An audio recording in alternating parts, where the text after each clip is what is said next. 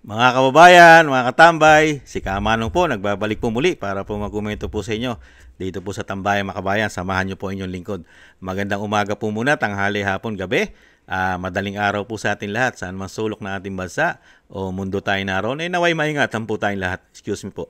Umpisa na po natin mga tambay. Ito po, mga kababayan, nag-aaway-aaway na po talaga yata ang tinatawag po di umano ng mga buhaya o buhaya at ang tinatawag naman po mga salot ng lipunan, mga tambay. Ang mga salot daw po di umano ng lipunan ay nag-aaway-away na po. Ang salot daw at ang buhaya daw ay ngayon po ay nag-ahampasan po at nagkakagatan po. At naglalabasan po yata ng kanilang baho yata. Ito po, sumagot po ang Senate President at bumuelta po sa kanila dito po sa mga congressman at sa mga grupo po ng Makabayang Black. Ito po ang sagot po ng speaker sa kanila. Sa batikos po, sa batikos po ng Senate President. Ito po ang sagot ng Senate President na si Escudero dito po sa bumabatikos po sa kanya. Pakinggan po natin ang balita. Bubuelta naman si Senate President Chis Escudero sa mga kongresista. Sila raw ang dapat sisihin sa pagkaantala ng impeachment trial ni VP Sara. At live mula sa Senado, nangunguna sa balita si Camille Samonte. Camille, ano pa ang mga sinabi ni Senate President Escudero? Ni Senate President Chis Escudero ang sisi sa Kamara sa pagkakaurong ng pagbasa ng Articles of Impeachment at pagtundi ng Senado bilang impeachment court laban kay Vice President Sara Duterte. Giit ni Escudero, 4 na buwan na inupuan ng mga kongresista ang impeachment complaint mula nang inihain ito at hindi na naman daw nila ito inaksyonan agad. Kaya hindi raw pwedeng mamadaliin daw sila ng mga kongresista kapag gusto lamang nila. Sabi pa ni Escudero, ginagawa niya lang ang kanyang trabaho bilang Senate President at sundin lamang niya ang naaayon sa batas. Narito ang kanyang pahayag. Pwede bang irally ko rin sila ng 4 na buwan o hindi nila inaksyonan yung impeachment complaint? Kung sila mismo ay hindi nagmadali, inupuan at pabanjing-banjing sa mahabang panahon. Sino naman sila para madaliin kami ngayon? At Camille, ano ang desisyon ng Senado? Itatawid ba ang impeachment trial sa 20th Congress? Paano mangyayari ngayon? Hindi ayon ni SP Escudero, pagbobotohan pa raw yan ng mga senador ng 19th Congress sa plenaryo kung maitatawid nga ba itong impeachment sa 20th Congress. Nakadepende na lamang daw yan kung ano at kailan imomosyon sa plenaryo. Kay Escudero, mahalaga raw kasi na lahat ng bagay ay dumadaan at pagbobotohan sa plenaryo. Pero pag nilinaw ni Escudero, nakasalalay pa rin yan sa 20th Congress kung sasang-ayon sila o kung ibabaguhin sila sa napagdesisyonan ng 19th Congress. Narito ang kanyang pahayag. At the right time, it will be put to a vote. Ano man ang pagpasahan namin, hindi pwedeng itali ang kamay ng susunod na Kongreso. So yung susunod na Kongreso, ano man ang gawin namin, wala man kaming gawin. May kapangyarihan, pagpasahan yung parehong issue pa rin. So, depende sa mangyayari. At ano naman ang reaksyon ni Senator Escudero sa mga nagsasabing takot siya kay VP Sara? Alam mo, Jiggy, hindi lang natulayan ni SP Escudero. Ang sabi niya lang ay gagawin niya lang yung tama at kung ano nakasaad sa batas, sino man ang paboran at tamaan. Bilang leader nga daw ng Senado, responsibilidad niya na tumutok sa trabaho at maging pantay sa lahat at matiyak na naayon sa batas ang lahat ng ginagawa ng Senado. Jiggy. Yan po ang ulat ni Camille Samonte live mula sa Senado. Yan po mga tambay. Ngayon po ang sagot ng Senate President po sa bumabatikos po sa kanya, mga tambay. Yan po, nakita po natin ngayon, mga tambay, yung tinatawag po na mga buhaya daw at yung mga tinatawag din mga salot daw ng lipunan, mga kabayan. Ay yan po, nagkakagatan na po, naghahampasan na ng buntot, nagkakagatan, nagtutuklawan na po, mga tambay. Dito at nagsisisihan na po. Kanya-kanya na po silang sisi, mga kabayan. Dahil po hindi po nila nakuha ang kanilang gusto. Lalong-lalo po itong grupo ng Makabayang Black. Di po ba? Galit na galit po yan, mga tambay. At ang gusto po ng Makabayang Black ay masunod po ang batas na galing sa bundok. Yan po yata ang gusto nila. Ang masunod po ay ang batas ng bundok, hindi po ang saligang batas. At syempre, hindi po ang rules ng Senate. Kasi meron po sinusunod na rules ng Senate eh. Yung kanilang rules eh. At syempre po, ang napakahirap po niyan. Syempre, ano po sabi ng Senate President? Hindi pwedeng itali, hindi mo pwedeng talian, hindi mo pwedeng diktahan ang 20 Congress kung ano ang gagawin nila nung nakaraang 19 Congress. Karamihan po sa 19 Congress, hindi na po nakabalik yung ibang senador dyan. Di po ba? Yan po ang mahirap kasi po hindi po kasi pinagkaloob sa kanila. Hindi po ipinagkaloob na ma-impeach po yata nila ang Vice President. Unang-una po, paano po ipagkakaloob na sila po ang masunod? Unang-una, wala naman po silang ground para ma-impeach dahil mismo ang may karapatan po na magsabi ng ang isang lingkod bayan, lalong-lalo sa kaperahan, ay hindi po ang mga congressman, hindi po ang Makabayan Black, at hindi rin po ang Senado. Di po ba? Sino po ba kauna-unahang magsasabi ng isang politiko, isang lingkod bayan, lalong-lalo po sa budget? Sino po ba ang may karapatang magsabi? Di po ba ang audit? Ang Commission of Audit? Ano po ba ang sabi ng Commission of Audit? Okay, walang nilalabag, kompleto, nakapagsasubmit ng dokumentado, resibo ang Office of the Vice President sa kanyang mga hinawakang pondo, pati ang kanyang intel at confidential fund. Di po ba? Audit? Di ba? Di ba sila na nagsabi? Di po ba? Ibang klase. Di ba ang Commission of Audit na nagsasabi? Pero hindi po kasi yan ang layunin. Hindi po kasi yan layunin ng House of Representatives dahil meron daw pong gusto dyan nung makabalik na sa kapangyarihan, ayon na rin sa Vice President na tinatawag niyang tambaluslos na gusto raw maging Vice President ayon sa Vice President at gusto rin daw po maging Pangulo yata at gusto rin daw po na maging Prime Minister. Di po ba? Natatandaan nyo na gusto nilang balangkasin? Di ba? Gumamit pa ng People Initiative yan. At napakarami pong issue ng pera dyan, yung pirma-pirma. Natatandaan nyo yan para balangkasin po ang ating saligang batas, yung ating 1987 Constitution. Di po ba? Grabe, no? Kaya dito po mga kabayan, talagang hindi po mangyayari ito Dahil unang-una, ginamitan po kasi nila ng pera. Questionable na po yun Sila nga po ang dapat imbestigahan at sila pong dapat ang i-abolish, lalong-lalo yung mga pumirma sa impeachment. Saan ka nakakita ng impeachment na kung talagang ito'y totoo at merong ground para ma-impeach at talagang ang kanilang ebidensya ay totoo? Bakit ka gagamit ng isang damukal na pera ng taong bayan para magbigay ka o sinasabi nga bigyan mo ang mga congressman sa kanilang mga opisina o sa kanilang mga upuan o table nang hindi bababa sa 150 million? Yan po'y pinaputok po yan ng mga kapwa nila congressman. Di po ba? Putok na po yan. Hindi bababa sa 150 million sa mga magi-impeach, dun sa mga pumirma sa Vice President. Sige nga.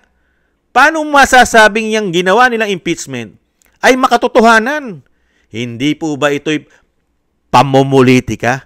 At binayaran nila di umano at sinuhulan ng mga congressman para pumirma ng impeachment sa Vice President? Di po ba sablay na agad? Dahil merong pera, may involve. Binili mo ang pirma. Yan po ang lumalabas dyan. Di umano na binili mo ang pirma ng mga congressman na hindi silaw sa pera. Hindi po sila silaw sa pera itong mga pumirma. At hindi po sila mga korap. At lalong-lalong hindi po sila mga magnanakaw. At hindi rin po sila mga buhaya. Di po ba? Dahil pumirma sila Kaya malinis po ang kanilang mga konsensya. Wala po silang ninanakaw. Itong mga pumirma ng impeachment sa Vice President, wala po. Malilinis po ang mga konsensya niyan. Dahil pumirma po sila at may issue na 150 million daw, malilinis po ang mga konsensya niyan. Kaya nga po yaw-yaw ng yaw-yaw ngayon Nagmamadali at binabatikos pa yung marami din daw na mga buhaya doon sa Senate. Kaya sila po nagkakagatan ngayon Dahil malilinis po at yung sinasabing makatotohanan ng kanilang mga ebidensya na inilatag ng Kongreso, na inupuan ng mahigit 4 na buwan ayon sa Senate President. Mahigit 4 na buwan. Paisi-isi. Nung matuloy lang ang impeachment, kasi walang ground of impeachment. Sa totoo lang wala. Kung pag-aaralan mo't matalino kang tao, lalagyan mo ng logic, yung 4 na buwan mahigit, wala silang matibay na ebidensya dahil COA. Kasi yung COA, hindi nila makuhanan ng desisyon na pumanig sa kanila yung COA. Pero kung yung COA ay pumanig sa kanila at sinabi ng COA, sinabi ng Commission of Audit na corrupt ang Vice President, tapos na ang impeachment. Dahil nakuha nila yung gusto nila na pumanig sa kanila ang COA. Di ba? Hindi po pumanig sa kanila eh. Dahil wala naman po talagang kinukurap ang Vice President. Kumpleto siya sa mga dokumento. Dokumentado. May mga resibo. Di po ba? Kaya nga hindi matuloy-tuloy yung impeachment. Bakit lang po natuloy yung impeachment, mga kababayan? Dahil may pera. Nilagyan ng pera ang mga opisina ng pipirma. Dahil malapit ng halalan. Yun ang ginawa. Ganun ang ginawang diskarte yata ng isang tambaluslos na tinatawag ng Vice President. Silawin sa pera ang mga buhaya daw, ang mga crocs daw, kailangan silawin sa pera. Dahil sila po'y malilinis ang kanilang mga konsyensya at hindi sila mga magnanakaw. Kaya nga hindi sila nasilaw sa pera, kaya nga pumirma. Di po ba? Di po ba ganun na nangyari? Last minute, mag-uumpisa na, tatakbo ng muli ang mga congressman, mga senador. Di po ba? Doon po nila isinagawa ang impeachment ng Vice President. May money involved. May pera. Paano mo sasabihin totoo na corrupt ang isang Vice President? Sa tingin mo, pipirma yung mga congressman na yan na mahigit 200? Ang sinasabi nila dyan ay 200 plus ang pumirma. Pipirma lahat yan kung walang pera. At pipirma yan kung alam nila sa sarili nila na nagsabi ang COA na walang korupsyon ng Vice President. Sige nga, pipirma yan. Kaya lang pumirma yan dahil may pera. Di umano. Ngayon nagkakagatan kasi bakit kaya? Ano kaya ang agreement diyan ng tinatawag na tambaluslos ng Vice President? Hindi kaya naibigay lahat itong pera kaya? Dahil hindi pa nai-impeach ang Vice President? Consignment kaya ito? Di kaya? Nagtatanong lang si Kamanong. Makukuha lang nila ng buo? Pagka po talagang impeach na ang Vice President, hindi kaya? Kaya yaw-yaw ng yaw-yaw ngayon, galit na galit. Sa bagay, hindi lang naman po yan eh. Meron pa rin kasing dahilan yan. Hindi lang naman po sa pera, power. Kailangan kasi manatili sila sa kapangyarihan. Di po ba? Yan na rin na sinabi ng Vice President eh. Yung pagiging greedy. Di ba? May pera na. May pulburon pa raw na bonus. Totoo po yun. Di po ba? Dahil nakabalik sila eh. Ginagamit nila lahat ngayon ng asset, kapangyarihan at pera yata. Lahat. Nakita nyo po, 3 taon tinarabaho. Pamumulitika, demolition job. Nasa dahig na nga ang dating Pangulong Duterte dahil sa demolition job, kidnapping, pera. Puro pera po yata ang pinagagana nila ngayon. Kaya nga wala tayong malalaking proyekto. Ang malalaking proyekto yata ng ating gobyerno, yung pagpapadala sa dahig sa Netherlands ng dating Pangulong Duterte. Ginastusan niya tayo ng isang damukal na dolyares. Hindi kaya? Nagtatanong na si Kamanong. Yun yata ang malaki nilang proyekto. Hindi kaya? At yung napakalaki rin nilang proyekto, yung sinasabi ni Senadora Amy Marcos, na binabudgetan daw po yan ng trilyon. Ayon kay Senadora Amy Marcos, yan ang kanyang marites. Trilyon daw po ang pagpapabagsak dyan sa Vice President. Totoo kaya? Posible. Dahil pumirma yung mga congressman eh. Bawat isa na pumirma, hindi raw bababa sa 150 million. Ayon din niya sa mga kapwa nila congressman. Pwede. Pwedeng totoo. Dahil sila ang nakakagatan ngayon. Sila ang nagsusuwagan ngayon. At sila naglalabasan ng baho ngayon. Sila naglalabas ng baho ng mga baho nila. Di po ba? Pero sa bandang huli, tayo ang kawawa. Pilipino ang kawawa. Tayong may hirap. Tayong mga taxpayer ang kawawa. Dahil pera natin ang ginagamit nila. At ano po ang nangyayari sa atin? Yung totoong problema ng bansa, ng bayan, tayo pa rin ang may karga-karga. Kahirapan, napakamahal ang bilihin, napakamamahal na ating bayarin, kakulangan sa trabaho, hindi natutugunan. Pero sila, nagyayamanan sila. Wala silang iniintindi sa buhay. Kalahi-lahian nila. Mayaman. Paisi-isi lang. Pamumulitika. Issue ng korupsyon. Ang trabaho ngayon. Nagkakagatan ngayon. Nagsusuwagan ngayon. Nagsusumbatan ngayon. Kay babagal daw. Kumilos at ayaw pa impeach. Ayon dito sa mga congressman at sa mga salot daw ng lipunan. Sumasagot naman ngayon dito. Yung Senate President, buwelta naman sa kanila. Sila naman ang sinisisi ngayon. Yan po ba ang gusto natin mga Pilipino na gawin trabaho sa atin, itong mga dinamukal na ito? Itong mga hindot na ito na pinagsusweldo natin? Yan po ba ang gusto nating lingkod bayan? Mag-away na mag-away para lang sa sinasabing pamumulitika nila at mga protection nila na hindi na sila mawala sa kapangyarihan? Yan po ba ang lingkod bayan na hinahanap natin na magbabangon at magre-resolba ng problema ng bansa? Sila ba? 3 taon mahigit? Mga kabayan, yun lagi nga natin sinasabi, tag-ulan na. Kung ang kidlat at kulog ay ang tatamaan lang ay mga katulad dito, ay mauubos po lahat ito. Kung ang kidlat at kulog ay tatamaan lang ay mga sinungaling at mga magnanakaw sa gobyerno at mga buhaya sa gobyerno at mga salot sa gobyerno, baka maubos po ang mga politiko sa ating bansa. Di umano mga tambay. Pagka ito'y pinagtatamaan, mga kababayan. Protection po kasi yan. Pinoproteksyonan din po ng Senado. Dahil may mga karga-karga po yan. May mga lihim po kasi yan. Yang mga yan. Pagka kasi binuksan nila ng binuksan ang korupsyon ng Vice President na wala naman, matutuwis po yun.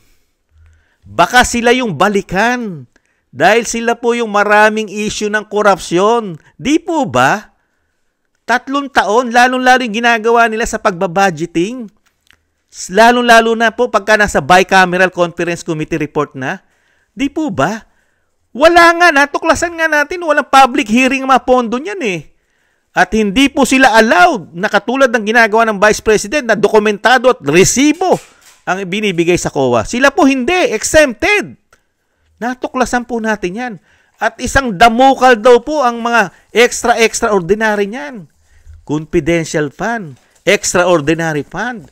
Kaya nga nakulong si Kibuloy dahil binatikos ni Kibuloy ang mga kabulukan ng Kongreso at Senado. Di po ba? Kaya nga nakulong. Dahil hindi po tinantanan din ng istasyon ni Kibuloy ang korupsyon na natuklasan sa kanila at yung pagsugpo at paglaban sa mga makakaliwa. Di po ba? Yan po ang ginagawa nilang trabaho. Pagka po sila ay nabibingo na at nadadama na, natutuklasan ng mga Pilipino, yung mga tumutuklas at nagpapahayag ng katotohanan sa taong bayan, binibigyan din nila ng problema. Di po ba? Di kaya? Nagtatanong lang si Kamanong. Kaya dito po mga tambay, scripted lang po ito. Yung ginagawa nilang bangayan, sila rin yan, magkakasama rin yan. Magkakaamo yan. Iisa mga kaliskis niyan. Di po ba? Iisa ang mga amoy. Nagkakaamuyan yan. Magkakalaban lang po yan sa media. Puro media release lang po yan. Kunwari, scripted. Nagbabangayan. Pero sa bandang huli, sila pa rin. Planado. Kaya nga lang, hindi nga lang nila mapagplanuhan ng gusto dahil hindi nga nila nakuha yung numero. Hindi nakapasok ang halos alyansa. Di po ba? Naibasura ang alyansa Ganon din sa Kongreso, hindi lahat. Kaya nanganib. At siyempre, takot din ang pamahalaan. Takot din ang palasyo na matunton at mabunyag ng napakaaga. 3 taon pa lang, puputok lahat kasi ang issue ng korupsyon nila. Pagka po hindi nila tinantanan at talagang inimbestigahan nila sa Senado at impeach nila ang Vice President. Kaya gustong-gusto ng Vice President na siya po i-impeach para po lahat ay maipaliwanag niya, dokumentado lahat. At siyempre po, masabi niya po ang nangyayari, lalong-lalo po nung siya po ay DepEd. Kasi in-issue po nila yan Kasama po kasi sa impeachment ang department po ng DepEd nung siya po ay secretary nito. Di po ba? At dyan din po nagsimula ang sinasabi ng Vice President na nilagyan po yan ng tinatawag na tambaluslot at saldico na kontrolado daw po noong mga panahon na yun ng 2 tao lang ayon sa Vice President. Yung kanyang pinagtatrabahuan na DepEd. Di po ba? Nilagyan na mga extraordinary daw po yan ayon sa Vice President. Di po ba? Tinamnan nila. Extraordinary na how many billions na hindi naman po ito na propose o pinopose ng Vice President. Wala po ito sa kanyang proposal o proposed budget ng Vice President. Nilalagyan nila extraordinary daw. Di po ba? Puputok po yan. Kasi inimpeach din po nila ang pondo ng Vice President nung siya po ay DepEd Secretary at hindi lang naman po yung confidential fund yan ng Office of the Vice President. Di po ba? Lalabas lahat yan yung totoo. Kung sino ang mga magnanakaw sa pera ng bayan. Kaya iiwasan po nila yan. Kaya nga sabi ng Vice President, handa siya. Anytime i-impeach nyo ko, okay lang. Sasagot ako. Ready ang aking legal team. Kompleto na, okay na. Di po ba? Kaya mga tambay, dinadala lang po tayo nito. Ito pong away na ito, na nag-aaway po ang sinasabing buhaya daw, at mga salot daw, at yung sinasabing mga mukhang pera daw, at yung mga silaw sa salapi. Yan, sila po nag-aaway. Ayan, abangan naman po natin mga tambay kung ano naman po isasagot nitong kabilang side. Dahil sumagot na po ang Senate President na sinasabing nasa kanila ang problema, inupuan daw nila ng napakatagal na 4 na buwan mahigit dahil nga po wala naman talagang impeachment ang Vice President. Demolition job. Ano po ba? Ito po ay nasa Horus. Oplan Horus po yata ito. Di po ba? Planado. Kapangyarihan. Pera. May bonus pang pulburon na ayaw na nilang mawala sa kanila nung sila'y makabalik. Di po ba? Maraming salamat po mga kababayan sa mga nagusto po ng ating Tambayang Makabayan sa YouTube at TikTok. At ganun din po sa ating mga tagapakinig at tagapanood na hindi po nagsasawa po sa inyong lingkod. Thank you po. At sa ating po mga subscribers, maraming salamat po. Shoutout po sa inyong lahat. Ingat po mga kababayan. At shoutout din po sa mga nagbibigay po ng biyaya at tulong po sa inyong lingkod.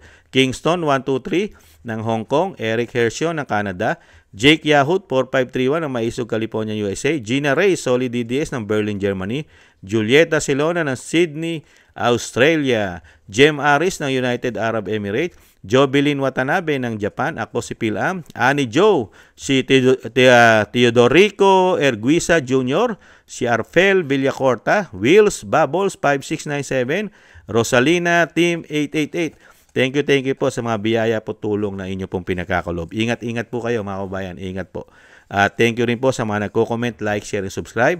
At yung dasal at panalangin po natin sa pamilya Duterte na sila po'y maingatan at makauwi po sa lalong mabilis sa ating bansa ang dating Pangulong Duterte. Isama po natin sa ating mga dasal, mga kababayan. At tayo rin po mga tambay, ingat po tayo, doble ingat po. Sa muli po mga tambay, paalam po muna. Ingat po tayo. Bye-bye.